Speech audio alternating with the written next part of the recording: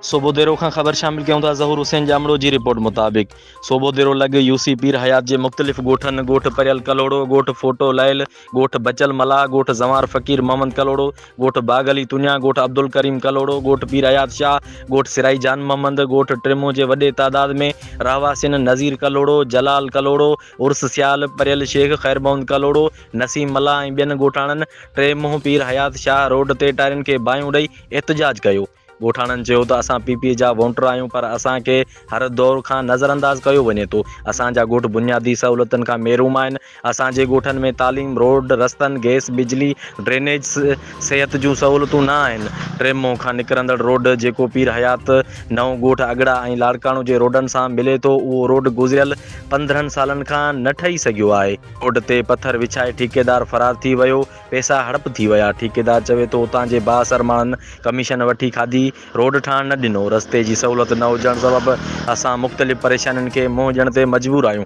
बीमार मरीज़ ऐं ॻोड़हारी औरतनि खे इस्पताल ॾांहुं वठी वञण लाइ गाॾियुनि वारा टीणा भाड़ा वठनि था ऐं चवनि था त तव्हांजा रस्ता ख़राब आहिनि। हितां जे चूंडियल नुमाइंदनि सिर्फ़ु करप्शन करे पंहिंजा घर भरिया आहिनि।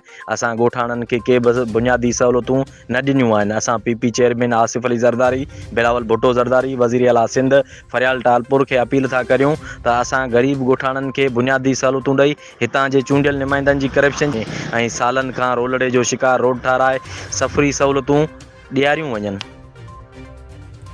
तालका सोबेरो यूसी पीर हयात शाह जे बादशाह आवाम गरीब आवाम खे अस्सलाम वालेकुम या अली मदद।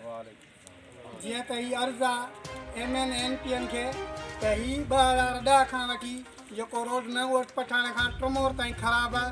असांजो अर्ज़ु आहे तालका सदर खे ऐं यूसी चेयरमैन खे ऐं सैयद फज़ल अली शाह खे, सैयद प्यार अली शाह खे ऐं असांखां वोट वठणु अचनि था। ग़रीबनि खां असांखां हर शइ वठणु अचनि था ऐं बिजली न आहे, गैस न आहे, गैस खां महरूम आहियूं, बिजली खां महरूम आहियूं, रोडनि खां महरूम आहियूं। असां ग़रीब ॿारनि बचनि सुधा हिननि खे पॉलिंगनि ते वोट वञी था ॾियूं ऐं असांजो को बि हिननि वटि तदारक न आहे। असांजो आसिफ अली ज़रदारी साहब खे, फराल टालपुर साहब खे, आसिफ अली ज़रदारी साहब खे, वज़ीर आला सिंध खे अर्ज़ु आहे त असां ग़रीब आवाम खे